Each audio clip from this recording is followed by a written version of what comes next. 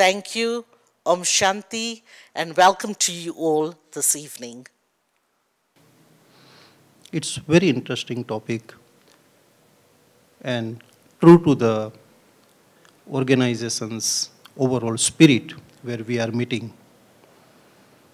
Sister Gopi, I am new in Kenya, and it's my privilege to be with you here in Brahma Kumaris to start this spiritual session. The topic, as we know, is related to mastering our own emotions, which prima facie seems to be impossible. But on that subject, Sister Gopi, we would first like to hear from you, as we have agreed on the format, that first Sister Gopi will address us for whatever time she would like to. And after that address, we will engage into interaction. I'll also invite questions, some questions from your side. And then again, we will hand over the floor to Sister Gopi for her concluding remarks. So, floor is yours. Thank you, Rohitji. Honor to meet you, and I understand it's your 6th event today. So, big heart to be with us at the end of the day. And I also actually want to extend very deep appreciation to Sister Vedanti, who is the regional coordinator and the director of the Brahma Kumaris in Africa, and my own spiritual mother. From childhood, my association with the Brahma Kumaris. And I always feel like when we sit here today, we are some of our own person, but we are also the product of a lot of love and good wishes from a lot of people around us. And so, being in the midst of the hometown and one of the first events after the pandemic, I'm very appreciative and honored to be here today. And thank you to everyone. This is a big topic, but I thought maybe the place I could begin is my own experience. I was 8 years old when I had my first meditation experience in our headquarters in Mount Abu. And I was inducted into the meditation practice by 2 daddies, our elder sisters who are yogis. And one of them first came to us, and we were a group of children, and she said to us, if you want to become a yogi, then you have to learn to look after your mind. And your mind needs 2 things, love and law. And then the other daddy then gave us an exercise to discipline our minds, right? She gave us a series of questions. We had a dialogue with ourselves and a little meditation practice. So off I went to the meditation room, and it was the first time I had a very deep experience of being in another world, literally. It was light, it was bliss, it was peace, it was otherworldly, so to speak. And it was a place that has no time. And I must have been sitting in that room for about 40 minutes. And the deep feeling of a connection with everything, everyone, with the Supreme. I must have been sitting for 40 minutes, and it felt like 2 seconds.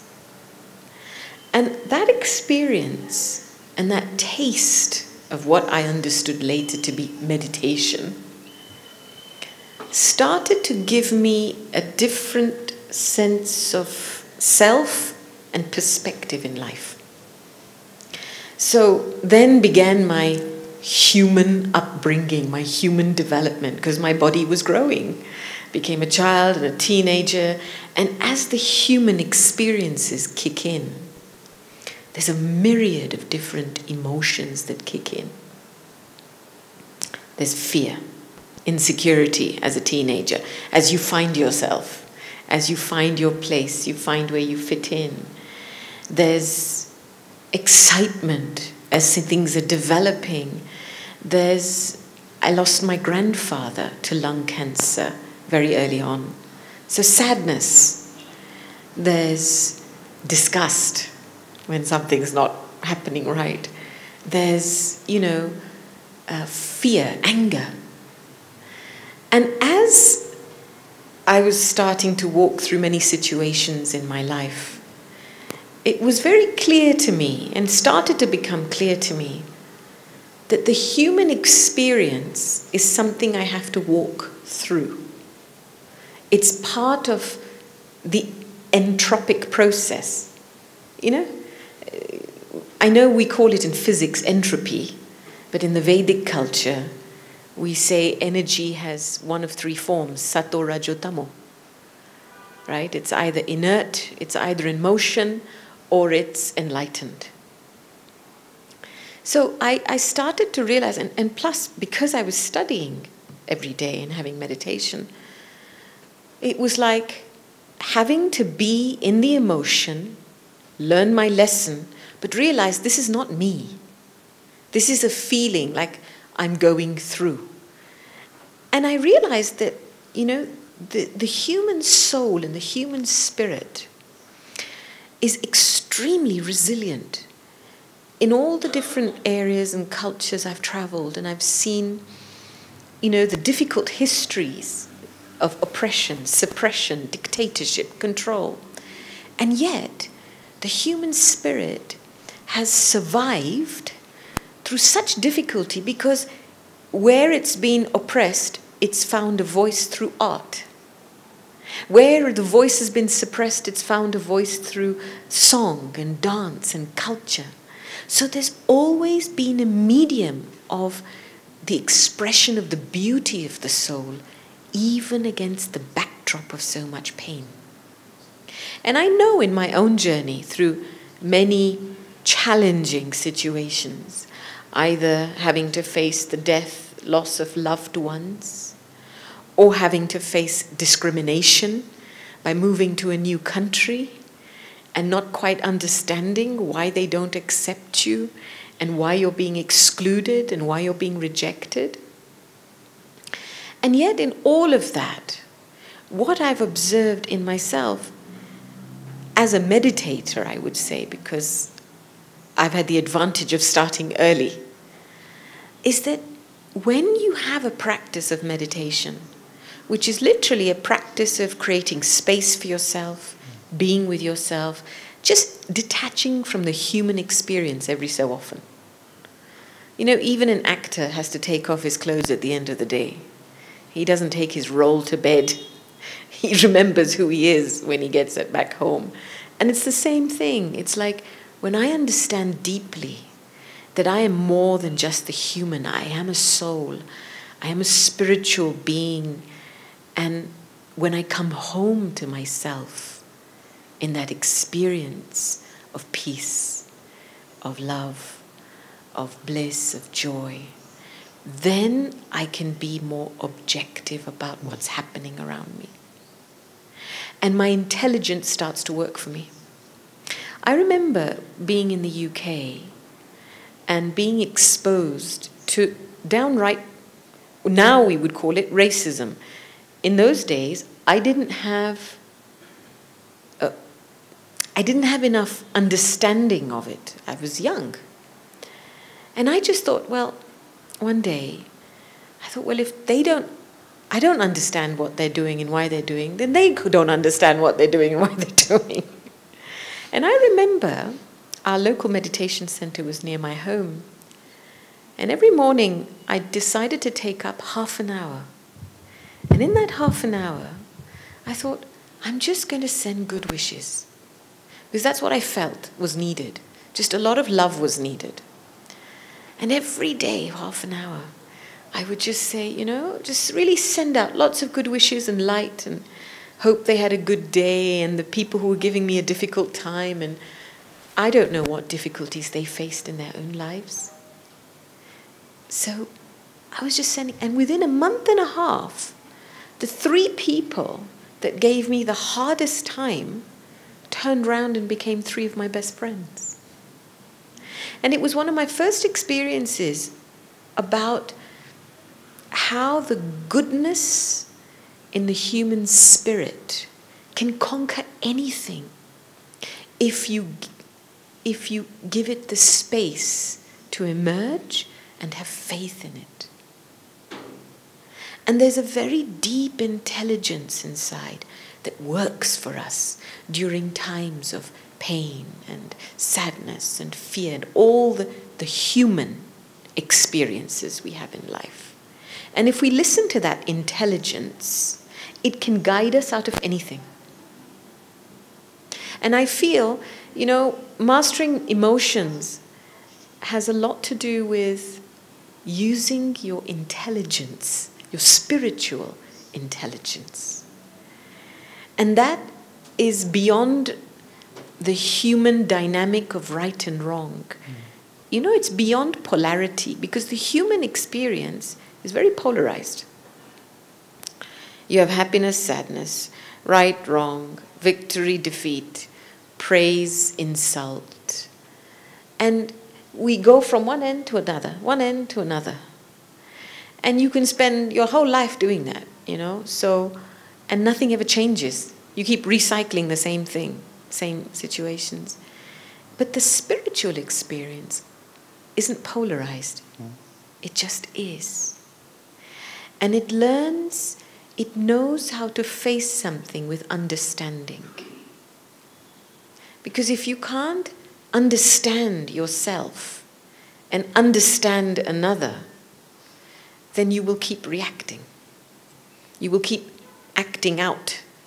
And what is an emotion?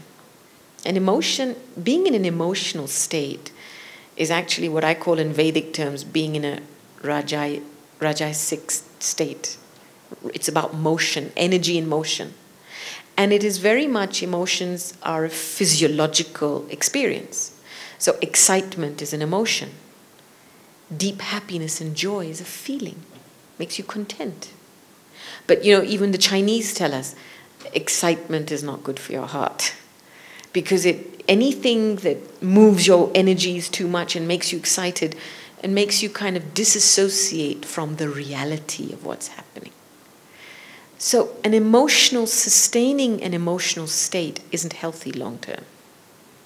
But somehow we go from one platform, from one emotion to another emotion, to another, because then we think that's life. Because we only know life through our 5 senses. And so, then we accept life as, well, yeah, bit of sorrow, bit of happiness, bit of this, bit of that. And we miss out on the intelligence and the wisdom of being content and satisfied. And we miss out on the lesson and the learning by accepting someone's part. I mean, if you feel you're a human, by nature, you will get addicted to the human experience. You will need a human experience. You will have to, plug into a human socket. You'll need people around you. You'll need social stimuli to make you feel things. And when I thought about why COVID happened, the drama of life is an incredible balancer. And COVID came with a big message in all of our faces. One of the biggest buzzwords in COVID was isolation. And I turned that into introversion. And it was literally, the whole thing was saying, look, stay at home, face yourself, go inside, sort it out. There's something not working in your life, in the way you're living your life. Reprioritize, refocus on your values. That was the message of COVID. And especially reclaim back your health and your mental health. And for many souls, this was difficult. Because if you're alone at home and you're cut away from all the human social stimuli that you're so used to having identified with, and you're suddenly by yourself, what do you do? How do you cope with your mind? Do you know your own mind? Do you know your own heart? Are you good friends with your mind? And if you're not, you're going to have a really hard time. So it was a major reality check, I would say. We've created glossy lifestyles, and the reality is something different. And for me, spirituality has always been a reality check. What's real here? And let me understand what's real here, rather than reacting because my human need isn't being met. A child, look at a child, normal. Child will cry because it's hungry. Your emotion kicks in because there's a physiological need that's not being met. Right? We are creatures as humans of attachment. A simple example, we sit on this chair. We get comfortable on the chair. We sit for half an hour. We'll go to the bathroom. And where are we going to come back to when we come back? To the same chair. Right? And then if somebody else is sitting there, what happens? You kind of have a thought, well, who's sitting in my chair? Yes. Well, you only sat for 20 minutes and suddenly it's your chair. There is a very deep illusion that we live in, that this is mine. And what I've discovered over many years of meditation, nothing is mine. Now, that was just a theory many years ago. But over decades of facing things, seeing the reality, it is absolutely real that even you don't take this body with you when you move on. So if the body is not yours, what else is yours? And I feel when we get to the bottom of that reality and we disable a lot of our attachments and the hype and the expectations that come with attachments, okay, now I can step back and I can see you for what you are, not for what I want you to be, which is what makes me emotional. My own expectation, my own desire defeats me in any relationship. You are never defeated by another person. You are only defeated by what you want from them. So for me, it's such a journey of keeping myself awake spiritually and nourishing that spiritual intelligence at a very fundamental level. And all of us have that core inside us. If we stop to give ourselves that time, that space to listen, to remember, to connect. And, I feel one of the things that has been important for me since childhood, to be able to, master emotions or come into a place where you're more in control of your feelings, is to become egoless. Humility is a hard lesson. It's a soft lesson, but it's a hard lesson too. It's a hard lesson if you're attached to your ego. And, over the years, as you develop as a young person, I think there is a certain amount of ego you need to hold because you suddenly have to prove yourself to get a job or to move on in life and, to grow. So you need the support of an ego. But inside, that's not really who you are. But somehow, to be socially accepted, you feed that dynamic inside you. And then you get to a point later on in your life when you have enough roles and stamps and, achievements and accolades and talents that you suddenly go, well, that's not really who I am. I'm something more than just this. And I feel what the spiritual journey and what spiritual intelligence does for a soul is it keeps them very natural. When I think of the naturalness of a baby,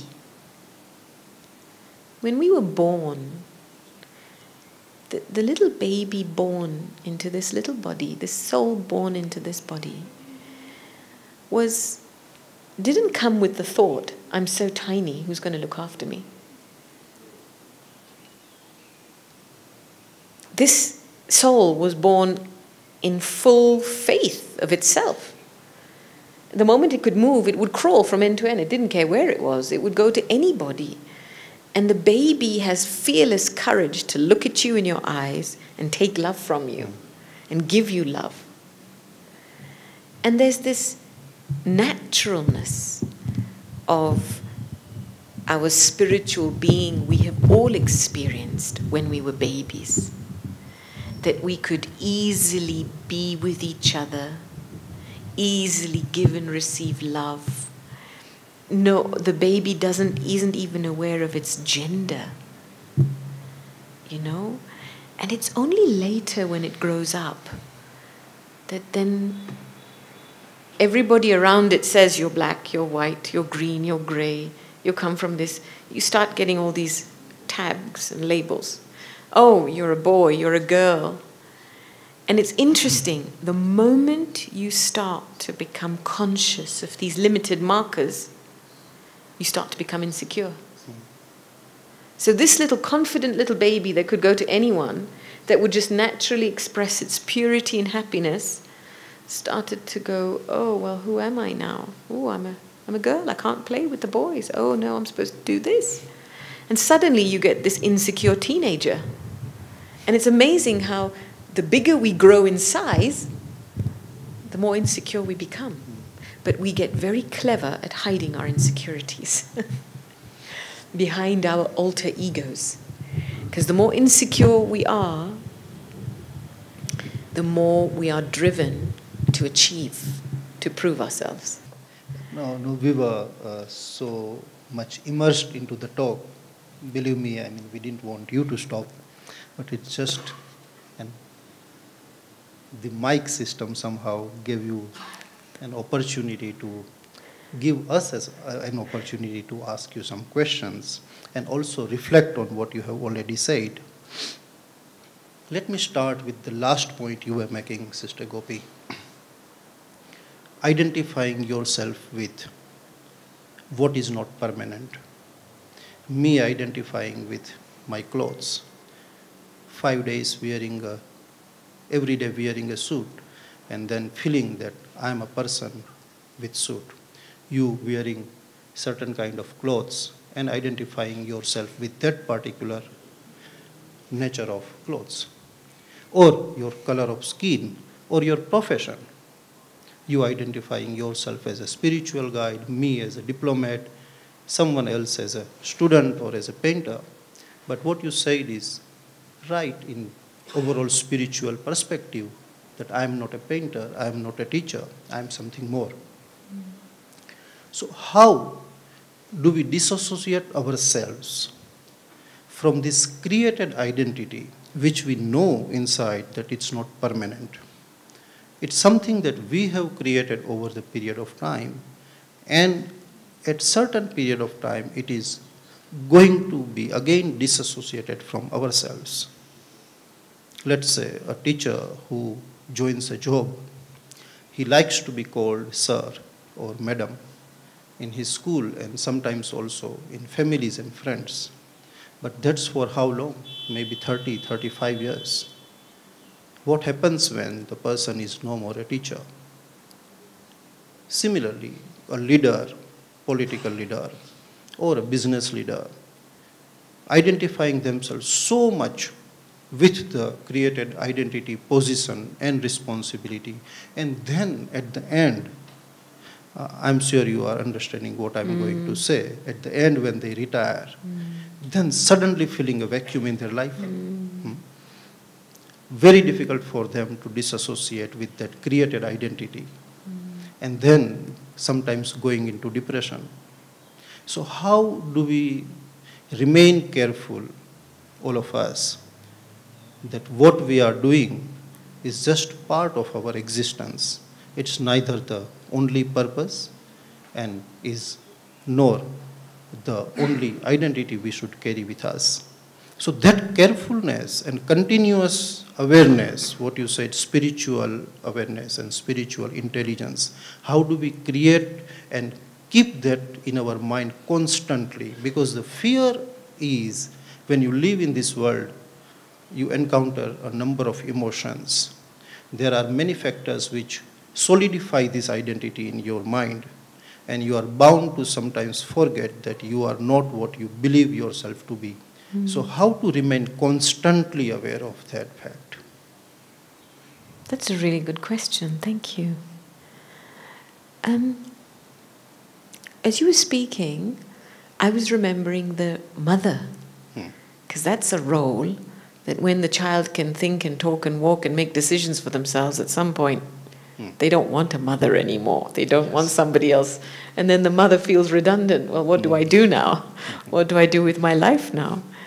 And I think very early on, one of the spiritual teachings I was exposed to was it's about balance. You know, in my experience of life, whatever it is that I'm exposed to and I get a chance and an opportunity to do is separate from who I am. And actually, if I enrich who I am, I get better at what I do. I learned that very early on, and staying balanced in that was very important. Because, you know, in our line of work, we can talk about knowledge a lot. We can get very enlightened, but if we're not deeply connected to ourselves, then we have an expression in Hindi, Abhiman seva ka naam lekar ke apna kaam karta hai. You know, the ego can take the name of service and get its job done.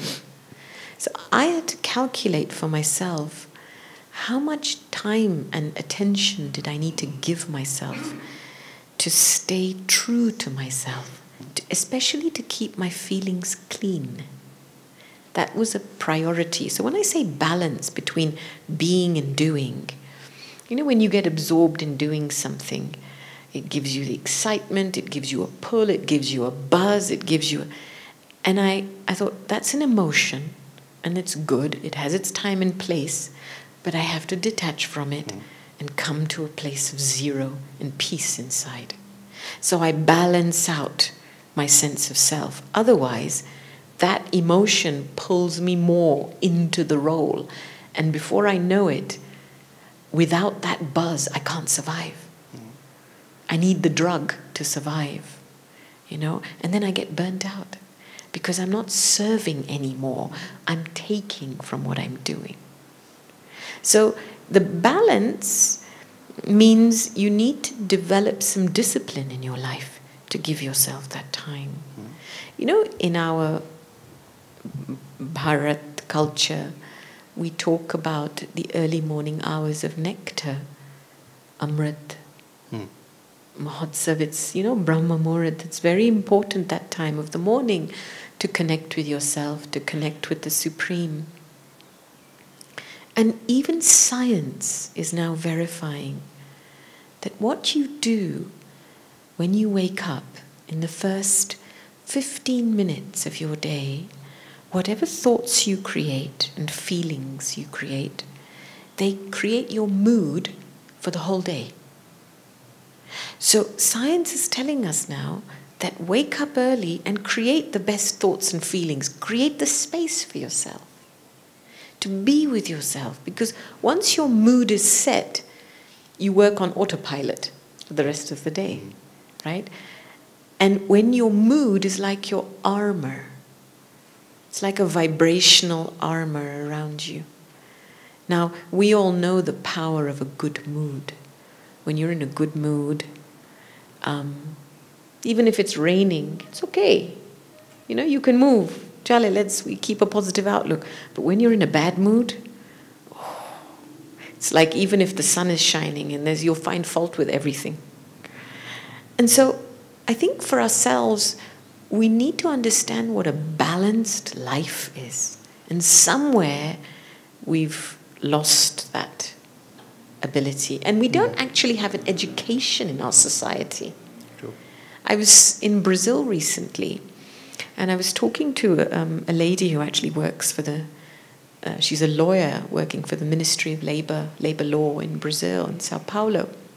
And she was saying that she was educated as a child. The reward, you know, the carrot and stick, just hold a carrot. If you do this, you'll get a reward. So everything is transactional. All our relationships from childhood, you're taught, is a transaction. You will get something if you do good. Not that you do good because you are good. And that's the difference between a virtuous life and a life in which you buy your freedom and buy your peace and buy your happiness and buy your love, you know? So I feel each soul has to spend time with their conscience, with their heart, to deeply understand the pulse of how they move inside, how they feel, on what basis do they make decisions, what are my values that are important for me.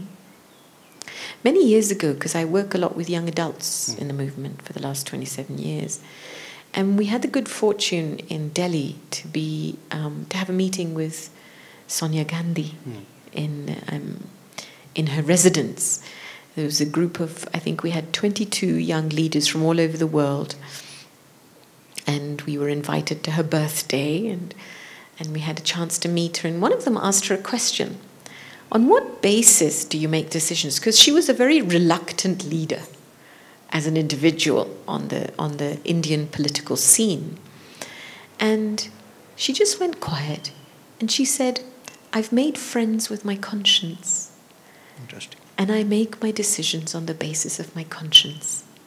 So it's not that because the party was asking her she has to be leader, you know, the society was saying this is what she has to do.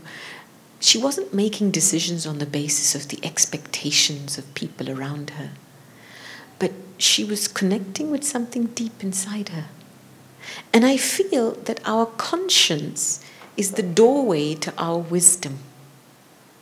And that when we actually become conscientious in our life, we can become more, how do you say, regulated?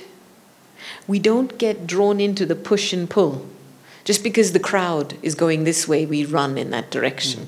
You understand? So what I've realized is that because I have a practice of staying balanced inside, staying focused on myself, then it's easier for me to be able to be more objective and voice what I feel, voice my ideas.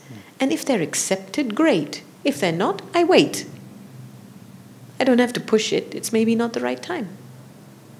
Now, the other question I often get asked is, okay, but sister, how is it possible to be spiritual in this world? And, you know, is it possible to give yourself this attention? We have so much to do in our lives. And again, I come back to this faculty of attention inside each of us have. When something is a priority for us, we make sure we do it. When we love something. If you think about a mother and they have a newborn baby in their arms, okay, they're going about the household, they're cooking, they're cleaning, they're doing their job, they're going shopping, but they've got the baby in this arm. And at no point when they're cooking or doing whatever, do they forget they have the baby, drop the baby and say, oh, I was so busy, I completely forgot I had a baby in my hands. Has a mother ever done that? No, no way. This little thing is more precious than life, you know? So if you love something, we all have this faculty of giving attention. So do what you need to do, know how to do it, come back, exchange love, go out. And so this tiny little soul inside is like a baby. It needs attention. And you just have to stop for a minute and just go inside and just settle into a state of loving peace.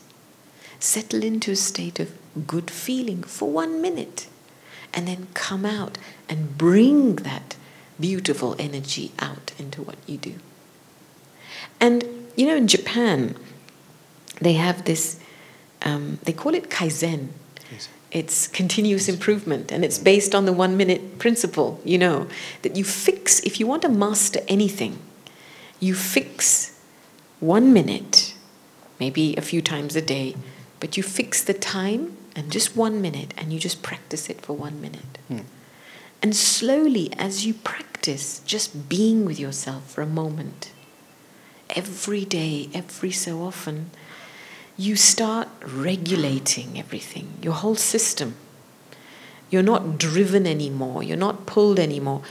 You're much more content inside and focused. Does that make sense? No, that makes lots of sense, in fact. And but that drives us to more questions. And I mean, you mentioned like creating good mood in the Brahma Muhurt, and in that way taking the control of your day rather than the situations taking control of your day and you reacting to that. So that's a good example, and if I have to extend that to the whole life and whole approach,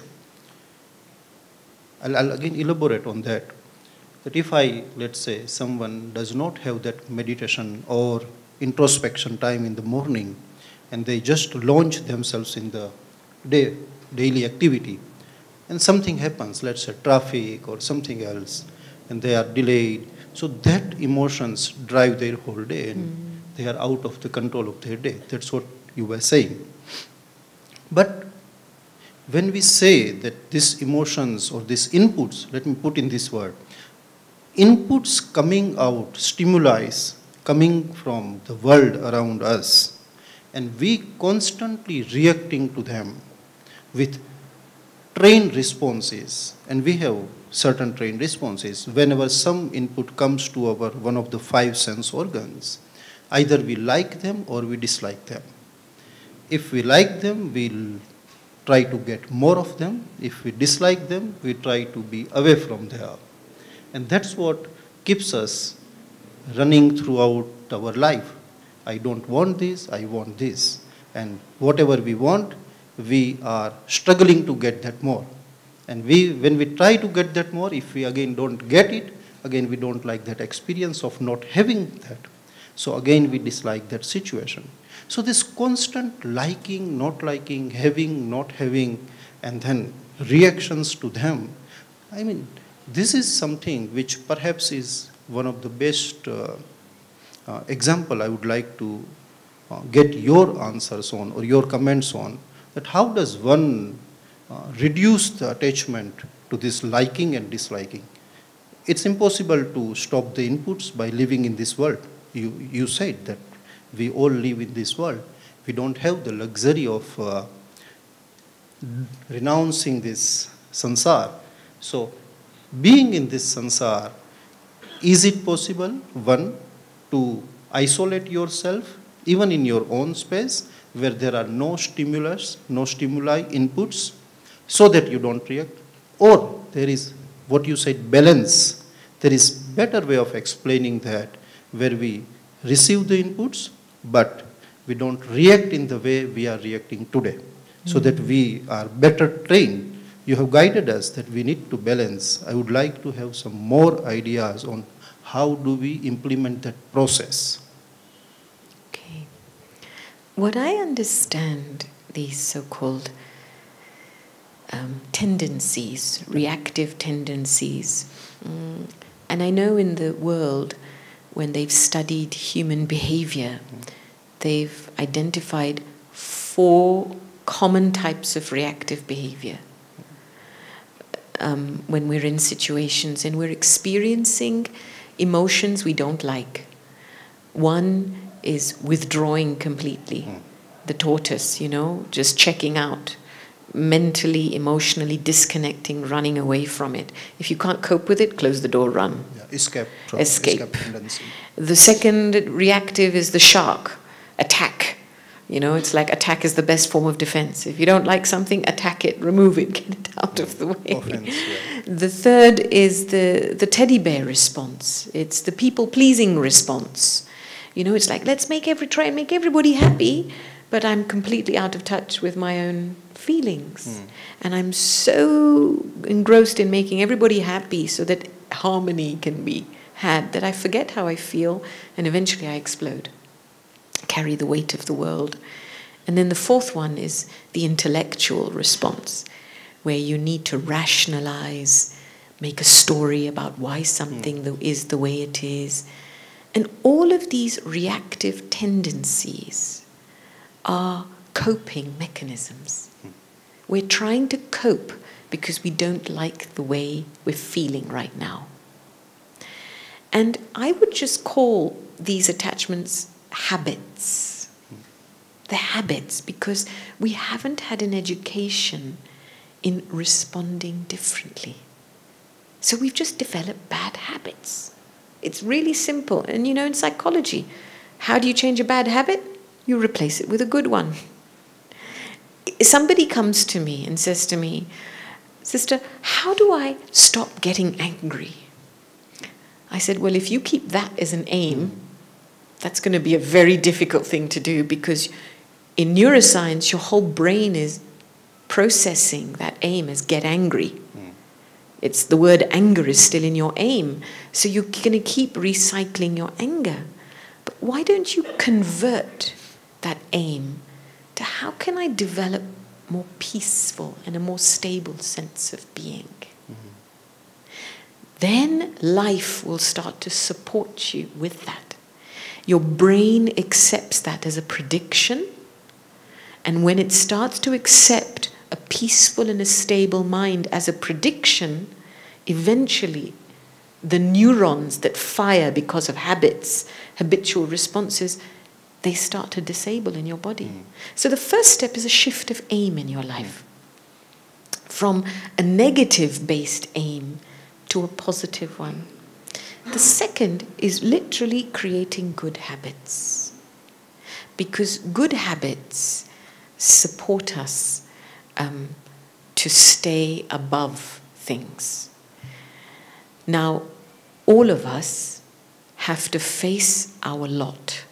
When I say that, our own karmic soup. Each one has their own unique karmic predicament that is unique for them. And it's there because you have to settle something to come to a place of realization and freedom in yourself. So that's your lot. Don't complain about it. But instead of reacting to it, the one habit that spirituality and meditation has taught me that I found very helpful is the habit of being a detached observer in life. Now, this is what Raja Yoga teaches us. Yoga means connection. It's a sadhana of the intellect, Buddhi Yoga.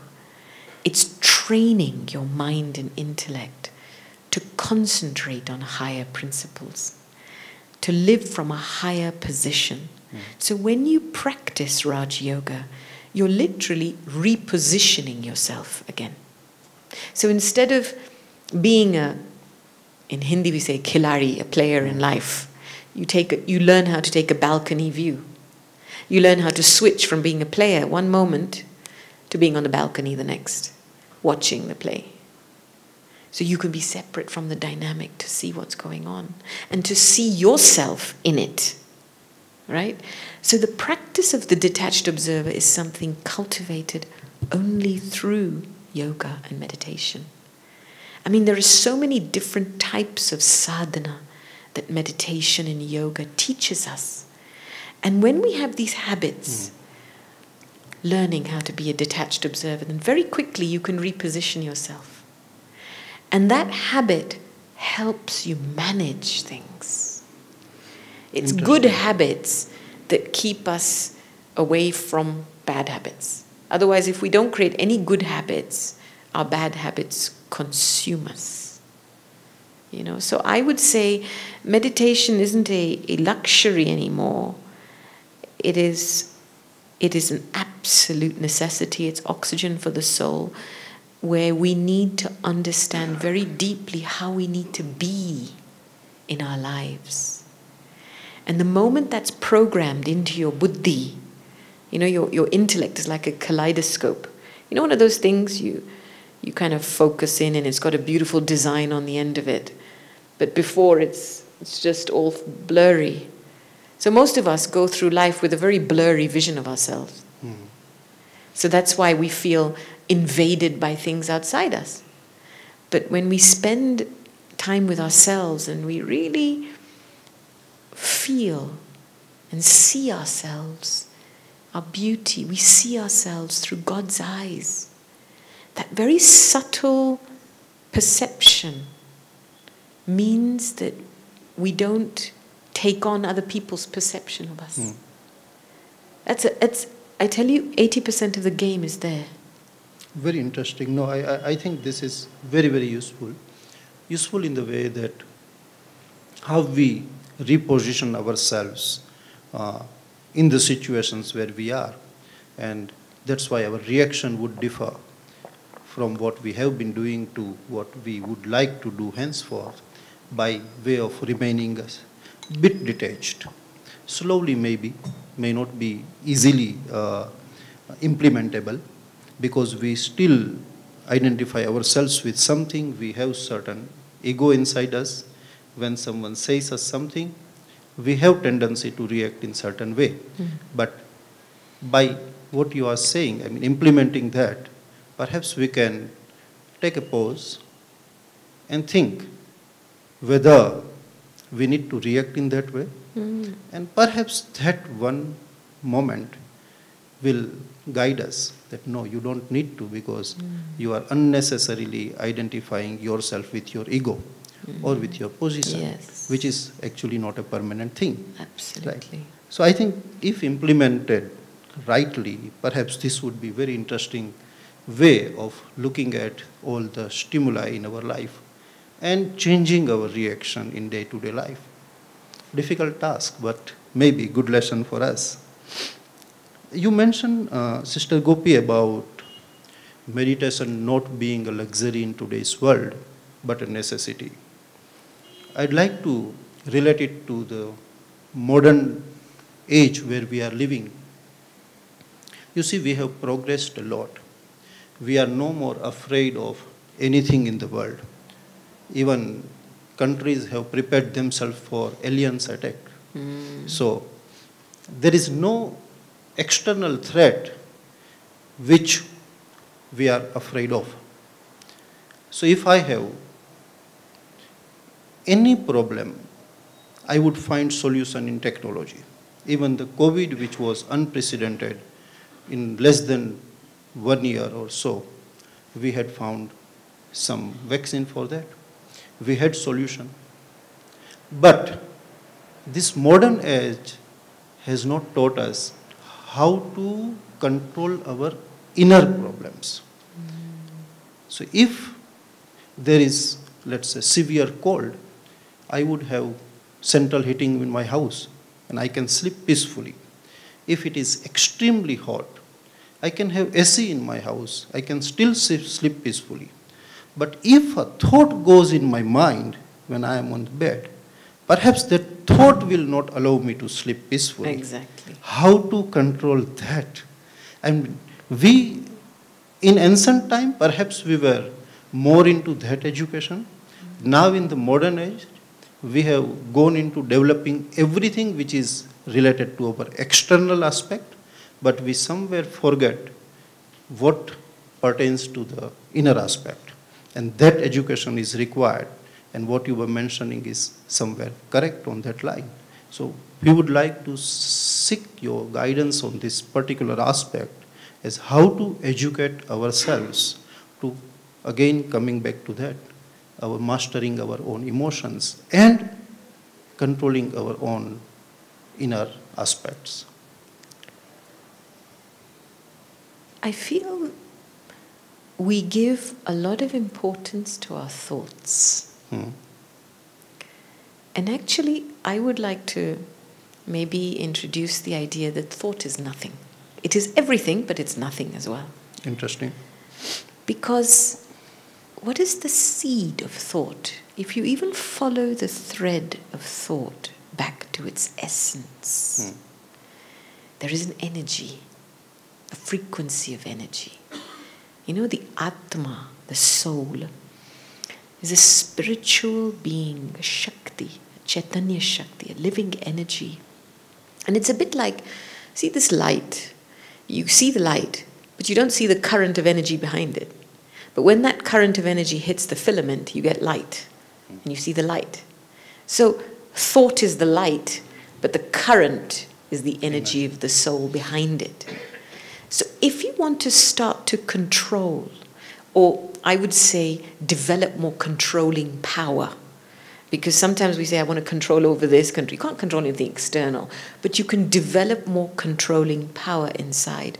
Then I have to take myself back to the source and the essence of who I am beyond thought, which is Atma. And the moment I relocate myself to that experience, then suddenly my life is connected at a different level. You see what you have to do, you know what you have to do, you don't think about what you have to do.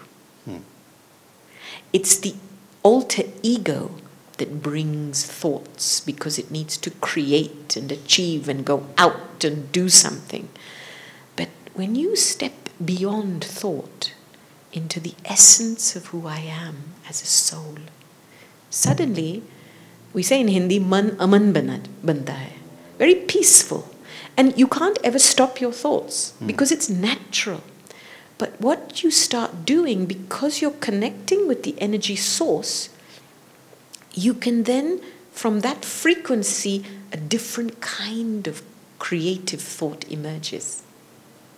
So if you're located at the human experience, it's anger, emotion, your thoughts are ruled by that. If you're located in the spiritual experience, your thought process is completely different.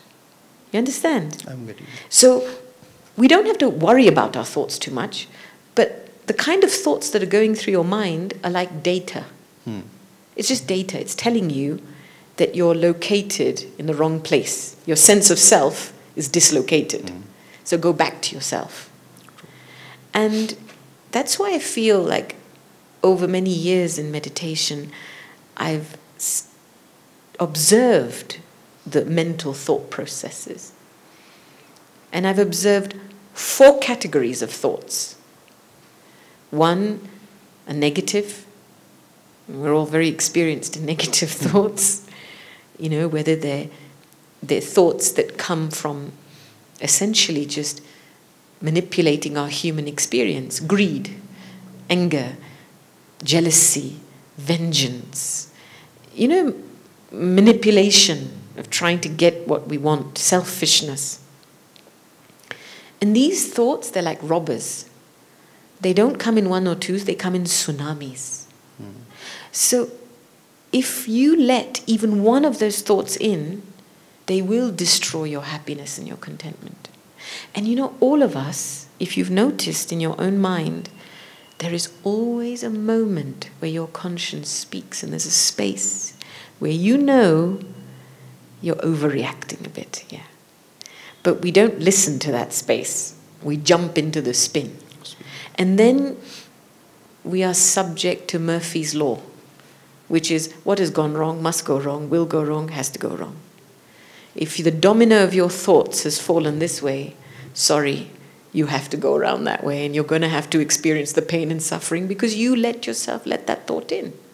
So what meditation does when you practice it, especially in the early morning hours, you achieve stopping power, breaking power. As you learn to apply the full stop, you learn to become essenceful, pull all your energy inside, be the Atma. You develop the ability to be essenceful and to apply the full stop. And then you just say, no, this is not the road I'm going, literally.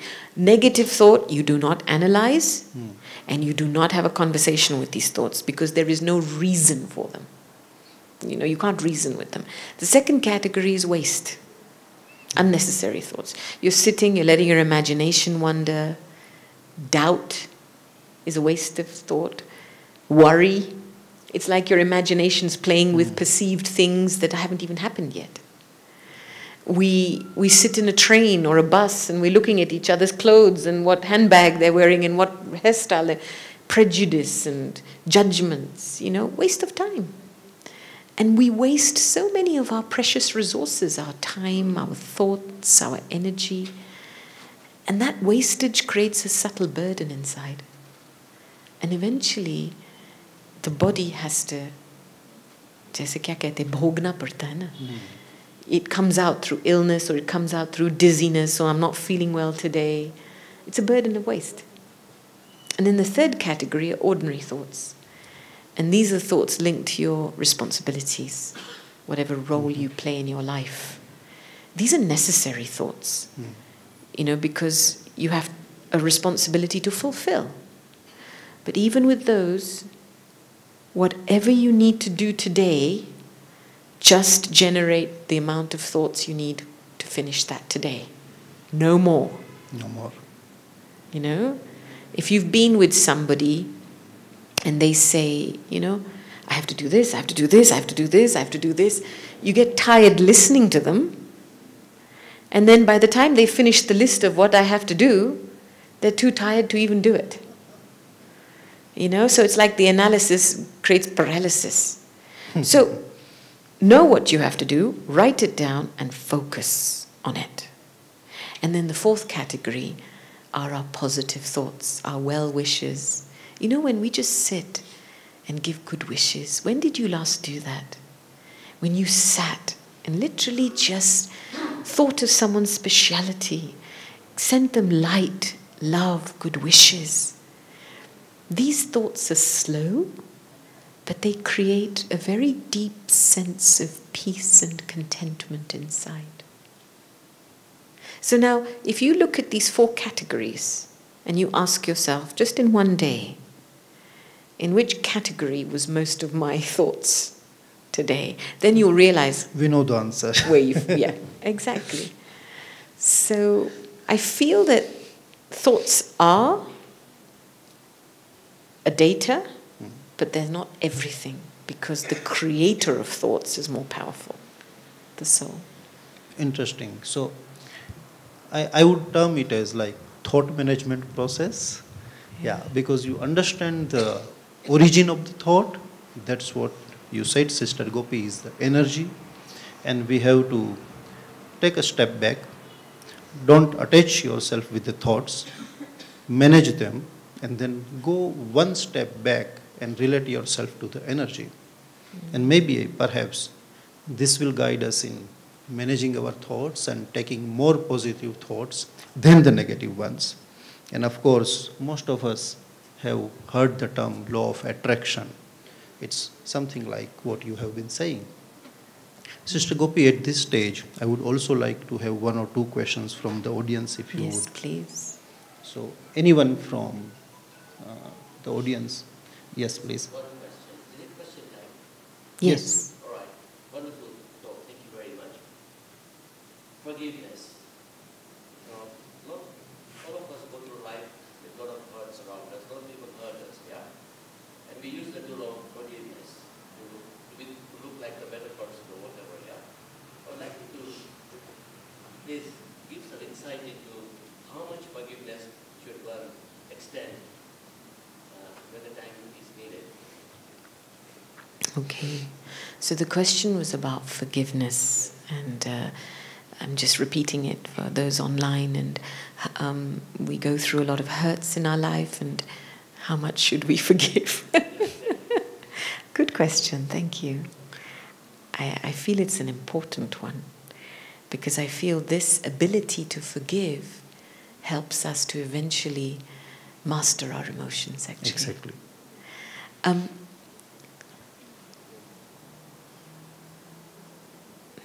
In our Eastern philosophy, we understand everything as cycles, right?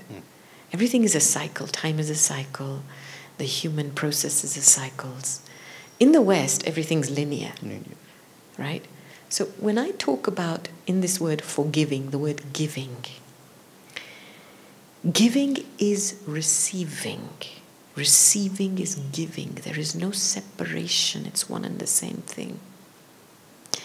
And when I had a very difficult moment in my life, when I was rejected, excluded, isolated, it was a difficult pill to swallow, to know that whatever I am receiving now, I have given at some point. Maybe not in this life, in one of my lives. Get my point? So you're never forgiving someone, because if you look at giving and receiving as a line, then it's like someone is superior giving and someone is taking. It's not a straight line. It's a cycle. It's one and the same thing. So you need a lot of, and to get to a point of forgiving yourself, you need to accumulate a lot of power in yourself, good feelings for yourself, to come to that reality that actually I'm sitting in this soup and whatever I'm receiving, I've given. And then coming to that deep realization of forgiving yourself for having hurt another human soul. The human soul is so precious, it's so soft, it's so pure. And that we have all had tendencies of violence. And when you deeply sensitize to that, and you forgive yourself, and you say, I am sorry for ever having given any of this to any human soul from the heart, then you know what happens? You get help from God. I feel a lot of God's love enter your heart, because that moment where you disable the ego of needing to be right, the ego of needing to have a position, and just realizing in a humble heart that I am receiving what I've given. I want to stop this cycle here now. Now I want to give love. Then what happens in that humility? The person, the event, it disengages out of your awareness. And you realize it was never about them anyway. They were just a trigger. Yes. It's all about you. And reconciling your own story to bring yourself back to being an ocean of love and compassion. And people only hang out in our awareness because we haven't learnt the lesson. They're mirroring something for us. And so when you give time to yourself, like giving yourself time in the morning and in the evening before you sleep, and beginning a very deep conversation with God, then you can slow everything down to do this deep work and to keep yourself soft, to let God become blotting paper, because really God's presence is there, but we don't give ourselves time to clean ourselves with these realizations. So I say, forgiving myself for my mistakes, realizing them, not holding them against me, because if I don't realize that, then I can't tolerate anybody else's mistakes, and that's when I keep taking hurt. I think I would narrate an incident, or rather, there is a movie, Up in the Air. So that's George Clooney's movie, and in that movie, he gives a presentation. He says it's a backpack. So whatever burden we are carrying with ourselves, let's say you have a house. So house is a burden on your backpack. Why? Because the lighter the backpack, more your freedom happens. So if you have a house owned somewhere, a car owned somewhere, these are all weight on your backpack, and they will prevent you from moving ahead, because you will think of, if you want to, let's say, go from Kenya to India, you will first think of selling that house, managing that car. So the more you add to your backpack, that becomes your restriction. And similarly, forgiveness, these emotions can also become some restrictions and weight on your backpack. The more you want to keep your backpack, heavier your backpack, maybe you can keep not forgiving people, or keep these negative emotions. I mean, that's how I would rephrase it. So it's much better what you are saying, Sister Gopi, is that shed the load every day morning, whatever negatives we have, keep discarding them so that your backpack is lighter and you can move free and in the direction where you would like to go. Maybe we can take one more question, Sister Gopi, Sure. from audience, maybe from one from ladies. Ah, okay. Yeah, how to control time, maybe that can. Yes. Oh, okay. Yes. Just one more thing to add, and maybe I can take you in, we can go into a guided experience of this, is patience. One of the biggest lessons in life is to learn patience. And that patience comes from being peaceful with yourself. And then, we say in Hindi, Shanti se kaam lena hai. In everything, Shanti se kaam lena. When you have patience, you can wait with yourself. Because when your karmic accounts are being settled, you have to wait. You walked yourself into a difficulty. You have to walk yourself out. So you walk yourself out patiently. So sometimes we have to have patience with ourselves. But always keep the higher conversation with God going. Because that conversation gives us spiritual intelligence and gives us the power to then let go. That's why we say, let go and let God. And that relationship then restores this lateral relationship. If you don't go vertical, you will never be able to manage your human relationships. Yes. Okay. So thank you for being such a receptive audience. So shall we just sit up straight as we step into an experience? It's been a long day. So I'm going to invite you. I know the tendency in meditation is to close your eyes, but maybe just leave them open and rested in front of you, because if you close your eyes, your mind will wander off and you might fall asleep. And I'll just share some thoughts and then let's go on a journey. And if your mind wanders off in between, it's okay. Just bring it back. Okay? All right. So just take a couple of deep breaths. In through your nose, hold it, and then exhale slowly. And just feel all this oxygen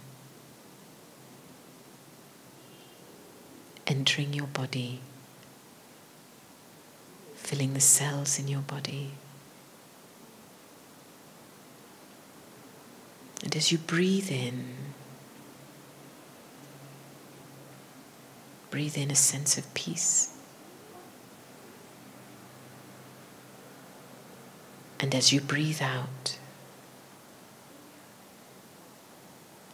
allow any tension in your body to release from your feet, your legs, your stomach, your hands, your shoulders.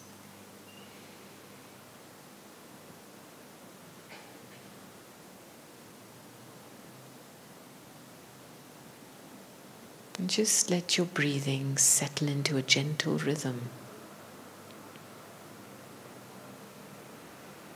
Focus on that breath. And come to a sense of being present in this moment now.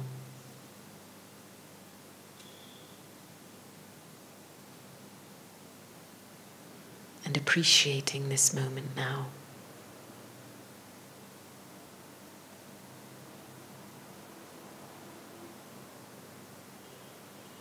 And now follow your breath to its source. There is a deeper, subtle energy inside, a current of energy that's making this body breathe. An intelligent energy that's animating this body, giving it life. It's a very subtle current of energy. Just feel it.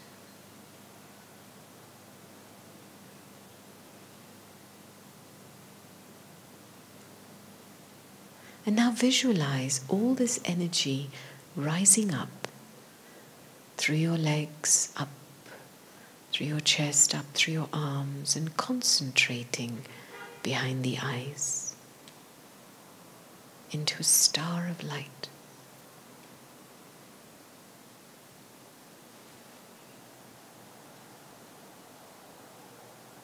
This energy, when it's gathered,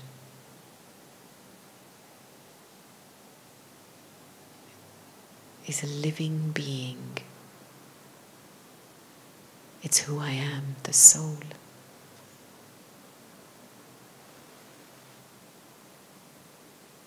And as you let all this energy concentrate behind these eyes, and you start letting yourself feel lighter.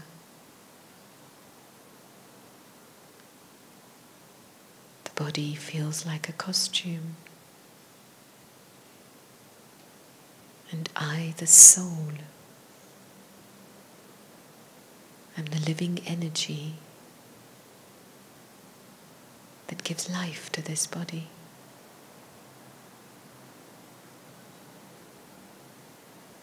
The body is like a temple, and I, the soul, am a living flame in the temple of this body.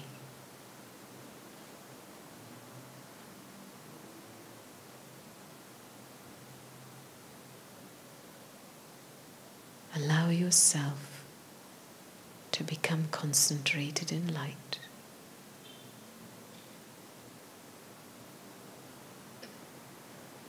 And then say to yourself 3 times in your mind, very slowly, I, the soul, am a living being of peace.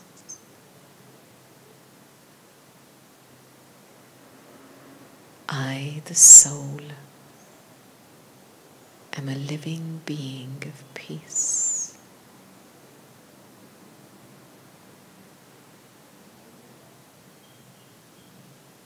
I, the soul,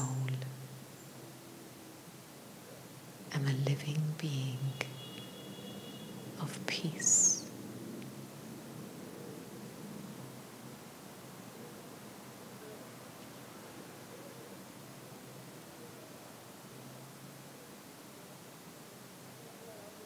Feel the vibration of peace. Fill your mind.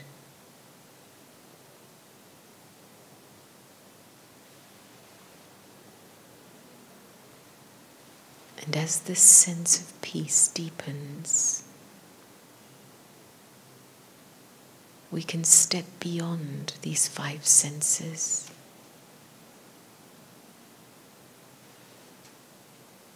And we can open our minds and hearts to another light, the supreme light. A soul just like us, but supreme in all its qualities. An ocean of peace, an ocean of love. The eternal parent of this eternal soul.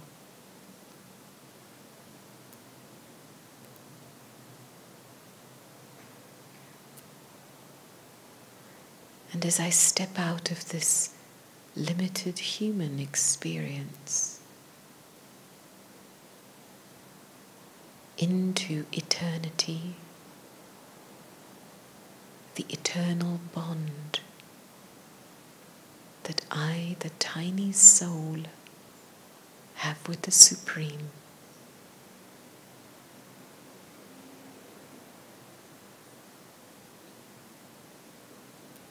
I start to experience safety, security, stability,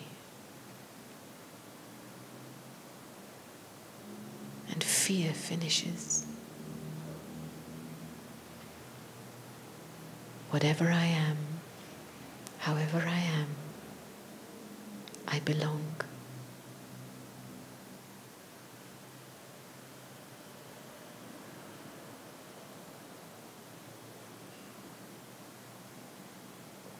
Connecting with God's light, I allow this light to enter my being. I allow the love to fill my mind. And I let myself become a lighthouse of peace and love. And I let these vibrations reach out into the world, holding the world in a loving embrace. And all the time, I remain aware that as I come home to myself, that act of self-service serves the world.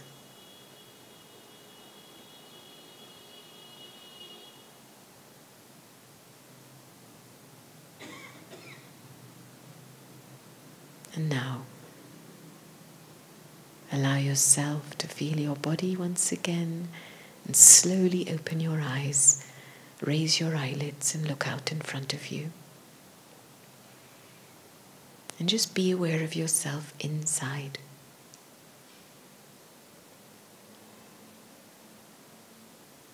And know that who you are is a gift